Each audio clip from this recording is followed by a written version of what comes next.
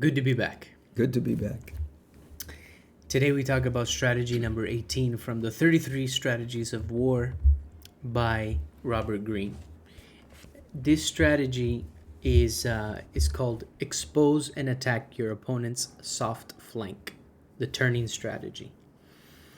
Um, this is all about deception and tact and being extremely strategic, my opinion.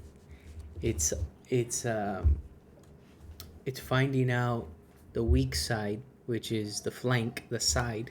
Mm-hmm. Like flank steak is the side of the Cow. beef. Mm-hmm. Yeah, and so you have to, instead of going head on with somebody and strengthening them, because that's where their forces are. Green is saying attack from the side, and Napoleon he used as an example as being a great that would make you think he was going to attack from the front, because he would initially, but his intention always was to find another angle. Yeah, to flank the enemy. It's brilliant. Because you got to remember, prior to Napoleon, they were used to just, marching in and shooting each other with the muskets and, and then he comes along and changes everything. No wonder he took over most of Europe. What I thought was cool was also how Green brought up Julius Caesar. Mm-hmm. And initially, he would conquer and he would destroy and wipe out the enemy city. But then he realized that there was a better way to govern, because all you did was create hate and enemies. So instead, he showed mercy. And the way that I understood it was like he was showing mercy to later on use these strategic alliances as almost pawns of his game. Instead of, there was one person in particular that snuck into a gathering at his home, and he dressed up like a woman to sneak in, and I guess there was some relation with Julius Caesar's wife, Right. Pompeia. So he divorces her because of this, but instead of punishing this individual for having snuck into his home and that with his wife, he uses this person later on. He shows mercy, and then this person becomes very strategic in him gaining power and eventually taking over. What was the name of his opponent? The other Roman general, Pompey. Yeah, it's he calls it take the fight out of the enemy. Take the fight out of him or her. And so by doing, what he's saying is using strategic and cunning generosity. Yeah. There's a reason why. And since you're citing Julius Caesar, what ended up happening is that Pompey had the larger army, but Caesar needed to somehow defeat him. And so he had a reputation for being cruel and tremendous hardship to his enemies, okay? But when he took one of the towns that were Pompey's, people, he showed generosity to them, and then the other towns thought, hey, he's going to show maybe generosity to us. So they started flipping. They started flipping and surrendering, right? Yeah. And so he ended up taking a large portion of the land and soldiers from Pompey. Without shedding blood. Without a fight. And so that was very strategic of him. Yeah. And he realized that there was more than one way of fighting, right? You have your physical force, and then you have your psychological force. And these people over history have been tremendous strategists, like Napoleon. You didn't know whether he was going or coming, And some of the things, Robert Greene, again, he's got a knack for storytelling. But a lot of the things apply today. If Yeah. you're in business and you're in the corporate world, what is your competition doing here and there? There's different ways of growing your business and going about strategically. There's a lot of psychological stuff that goes on, you know? I think that I agree, and I think that this is the everyday, because you think, hey, when am I gonna use this? But one of the things I really try to do when we sit down is, how can I apply this to my life? How have I seen this in my life? Right now, we're dealing with tenants in different situations that could make our life very difficult, and the life of the sellers of a property, because it's occupied by tenants, right? So one of the concerns is, well, how do you handle the tenants? Well, we don't hit them head on. No. And one of the things I was explaining is, we handle it by being extremely tactful, strategic, genuine. But that's something that we really try to get across with people, because some people have they come off too strong with the tenant, and then the tenant's gonna meet you there. Yeah, they'll trench in and they'll fight. Yeah. Look, you treat people with respect and kindness and Dignity, you said it earlier. yeah, you treat them with dignity. There are some people that even when you try those three, kindness, respect, and dignity, are gonna trench in because of whatever experiences they've had in their life, and or they just are there to make your life miserable. Mm-hmm. Then you deal with them accordingly, right? Sure. But you can you can bring down the The guards, or the tone and the entire thing by showing, hey, look, this is what potentially can happen, but we're going to try to help you every step along the way. In fact, there was a property that was sold, and the tenant was requested to get out, which was a surprise to us. And we ended up finding that tenant another place to live in. Yes. So, we just didn't leave the tenant. We told the tenant, hey, I don't think they're interested in moving in. But after escrow closed, something happened and things changed, and they were interested in moving in, so they requested that tenant to get out. And we went ahead and we found that tenant another place to live, and they were extremely grateful.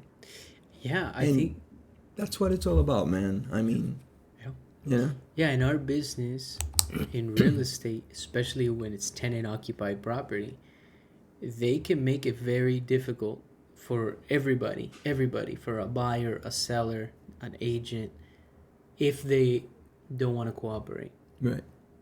So being tactful and strategic is extremely important. One of the things that I thought of was, recently we purchased a building, and it had a tenant that came with the building, right?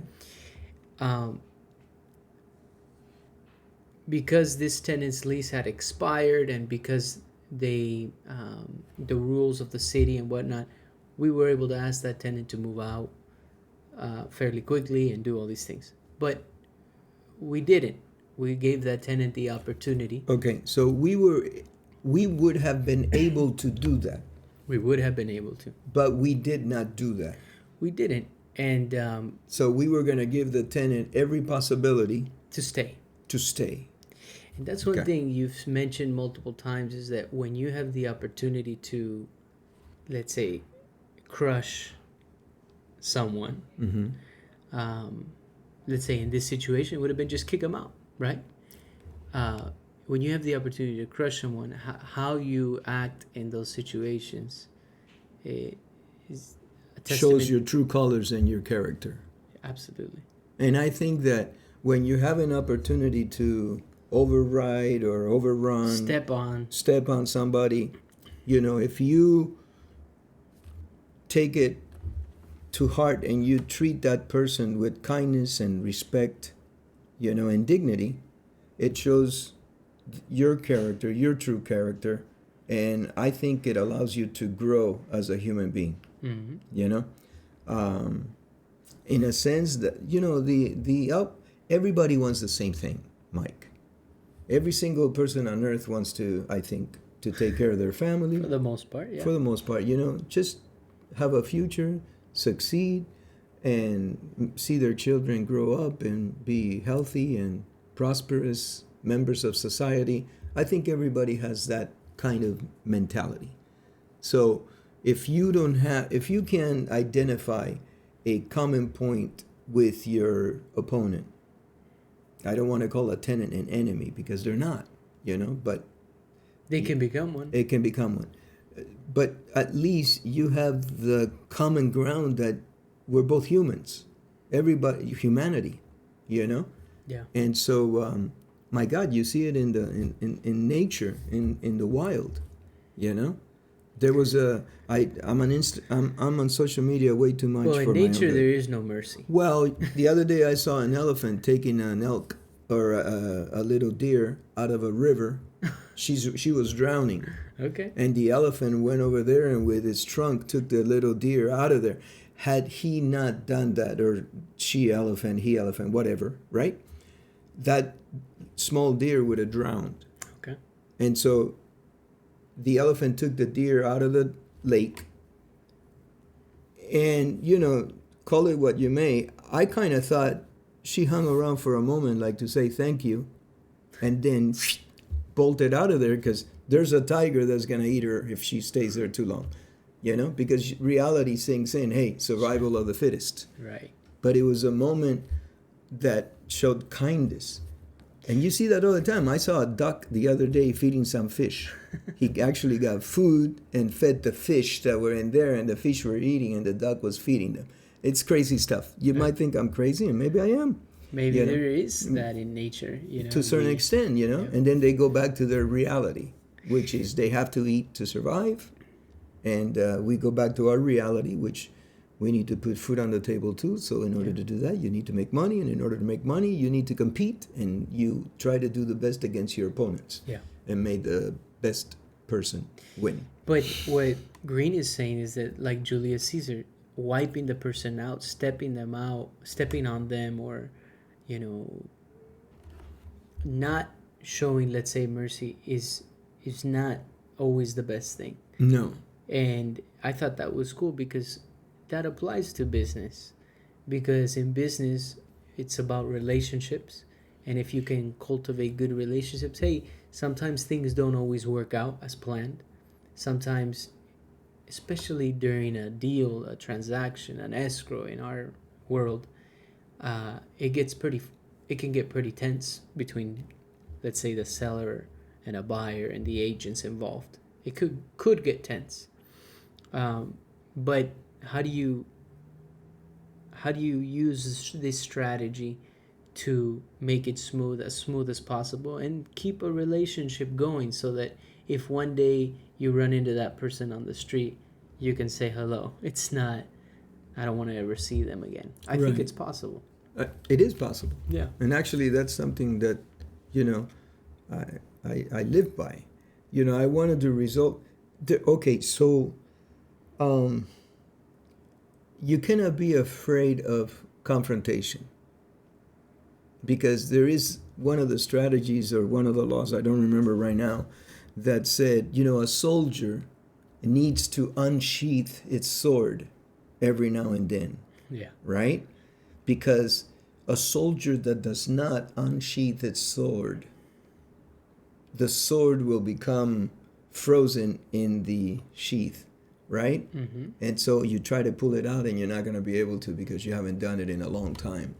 So every now and then a confrontation may be necessary.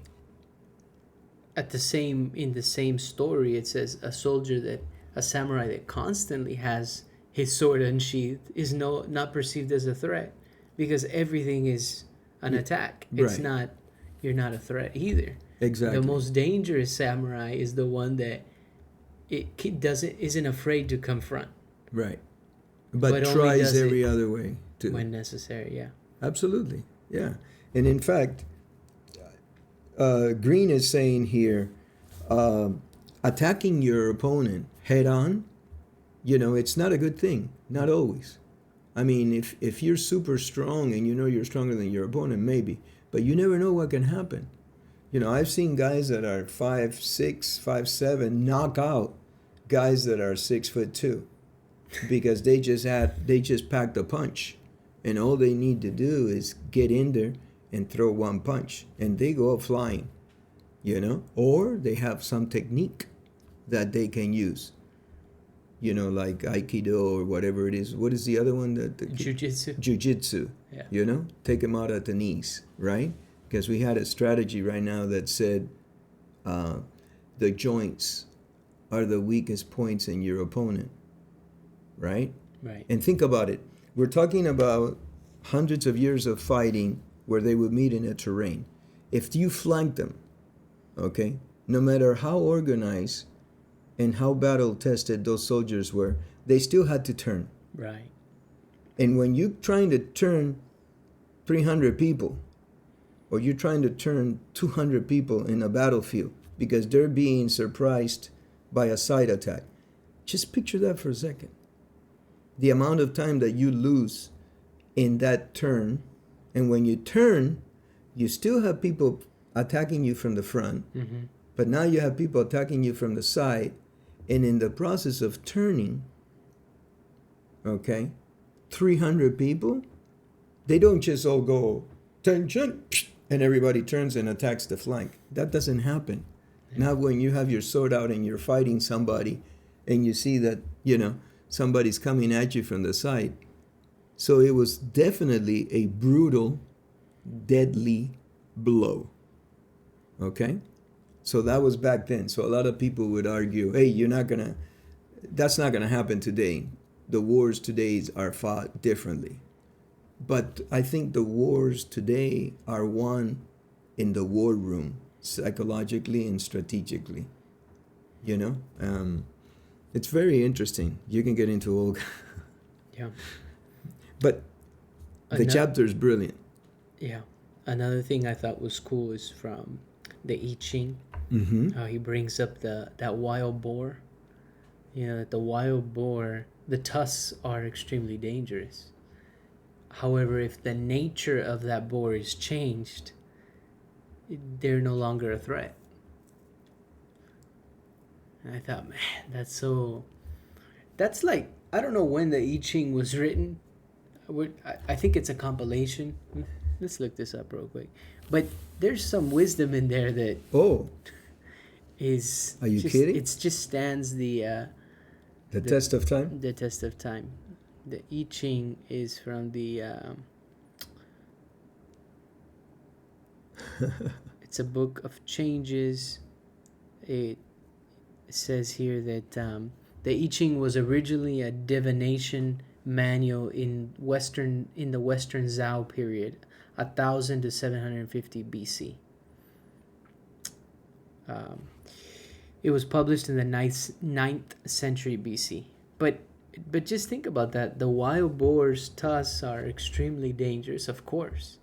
But if the nature of that boar, if that boar is tamed somehow, or the nature's changed, it's not a threat anymore. Right.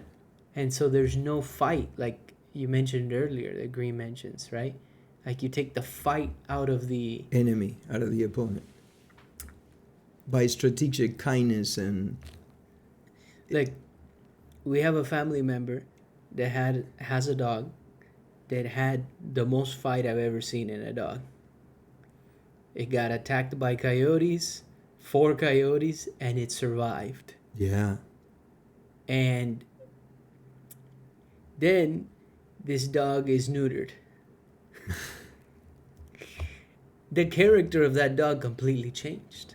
The fight in the dog, from my perspective, was taken out of him. I think that he survived because he had that fight in him. And then that he didn't get along with any other dog of yours. He was he had to be alone. And then he survives this attack. Later on, he gets neutered. It's not the same dog. This is my opinion. The fight is taken out of the dog. The nature is changed. We're gonna get a lot of controversy. You don't have to comment on it, but I'm just telling you, what if somebody, your enemy, your competitor in business, is trying to do that to you? And somebody They're trying to him. neuter you. They're trying to neuter you. They're trying to change your nature. That's one thing that I really like about Marcus Aurelius' Meditations, right? Is that he says, look, no matter what you encounter in life, what situation, did it change your character? If it didn't change your character, then it didn't win, let's say. If it changed who you are and your character, your nature, then it won. That situation beat you. Yeah.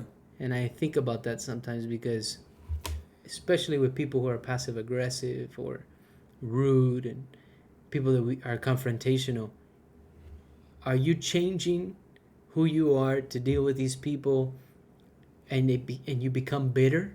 Well, it's very interesting. I heard the other day somebody say this. I'm going to translate it because it was said in Spanish, but he said, look, we make money, okay? But money doesn't make us. And then he proceeded to say, if you were, let's say, an idiot prior to being economically successful, okay? You're going to be a really, really strong and fantastic idiot if you have money. So money is going to exemplify the person that you were, okay? And then they go on to say, it is so important to have the mentality to be able to, because if you make money, you had to go through certain stages in your life. It's a process. Growth, right? And when you get to a certain point, you're going to be able to, God willing, maintain that. But if you're a lottery winner, because that's what they were talking about, you make money, and in a matter of a few months, even a year, you're back to square one, and many of them even below that. Yeah. Okay? So the battle of the wits in these wars, okay, was the strategic advantage that the generals could bring to the table. You got Napoleon, you got Caesar, you got all these guys were playing under opponents. Because look, when Caesar crossed the Rubicon, that was a big, big surprise to Pompey.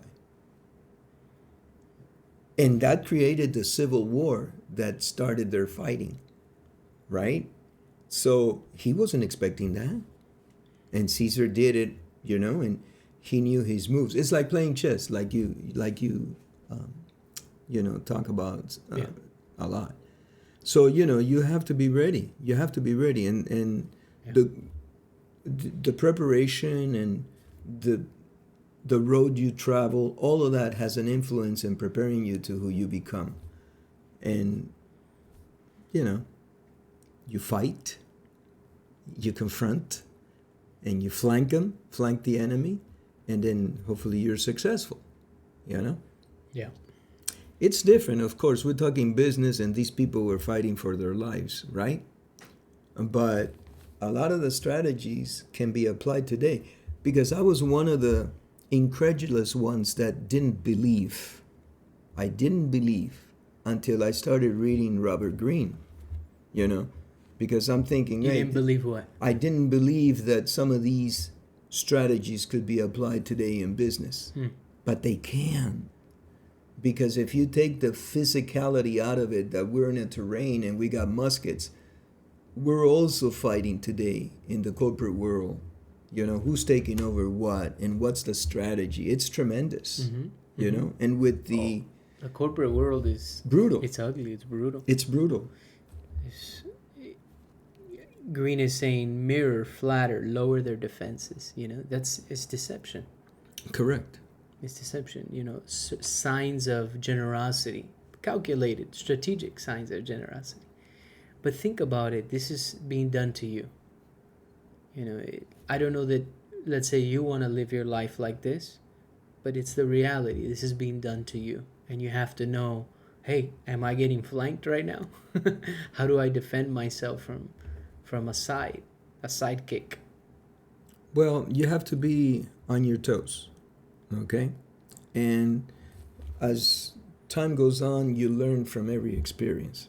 We've got a lot on the table right now, a lot. And we're fortunate to have that, you know?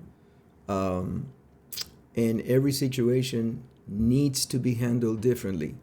So what I do lately is, and everybody, we may lose a bunch of subscribers here because they're going to say, oh, this guy is Looney Tune. But I psychologically think that I'm putting on a different hat, you know? So when I'm dealing with this situation, I put on the hat for that situation. When I'm dealing with this one, I take that hat off and put the other one, because not everything applies equally. Mm-hmm. And you have to, it's a matter of taking in the information, analyzing it, and then throwing out your answer. And you have to, you might be wrong. It's not cookie cutter. No, it's not cookie cutter. Every situation in life has to be analyzed and dealt with accordingly. And we're talking business, but you can do that with family. Personal. Yeah, personal life. You know, you get bent out of whack. You can do it with dealing with schools. Mm-hmm. And let me tell you, folks, I have so many flaws, it's not even funny. I made a huge mistake yesterday. I sent out an email, you know, boom. I was frustrated and I sent the email out. And then after I read the email, I thought, oh man, that sounds pretty tough. Okay? But it's sent. But it was sent. I didn't do what the strategy says, sit on it for 24 hours. I was frustrated. I didn't have time. We're past halfway through the book. You should be. I should be better. You should be. But it shows you I'm email. not. I'm just as bad as, you know, I'm growing, I think, but it caught me off guard. I sent the email, and the response that came back to that email was pretty strong too. So I hit somebody.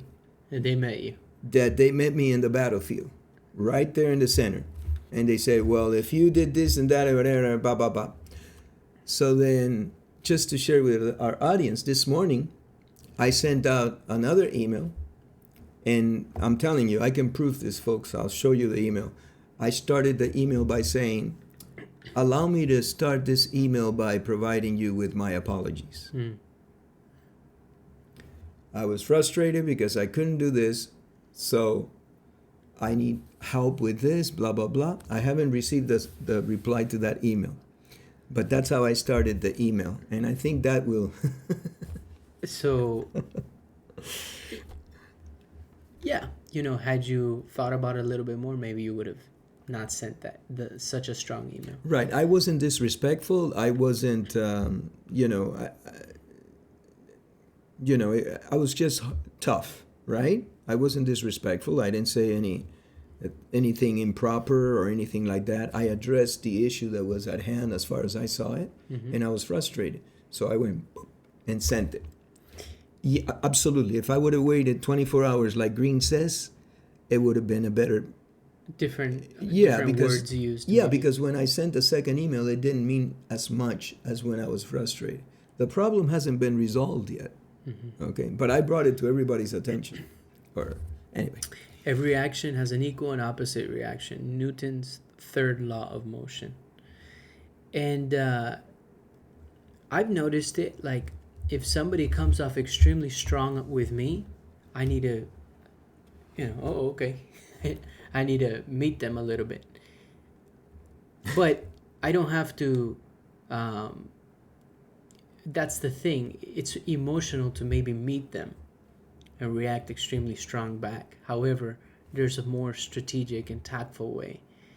Because that's one thing that Greene brought up. He says, look, when you decimate the opposition, the energy that it takes to wipe them out like that, if you're going to go head on with somebody and you're a stronger force than them, you could take them out. But you're going to spend so much energy in doing so. And so I think about that a lot of times, like, what's the best use of my energy? I'm not a strategist to the, black belt degree, but I do think about it like, is this a good use of my energy?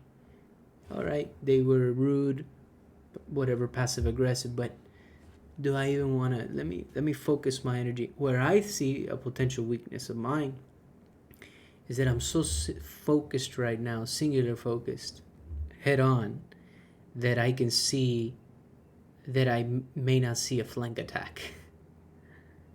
And that's one thing that I need to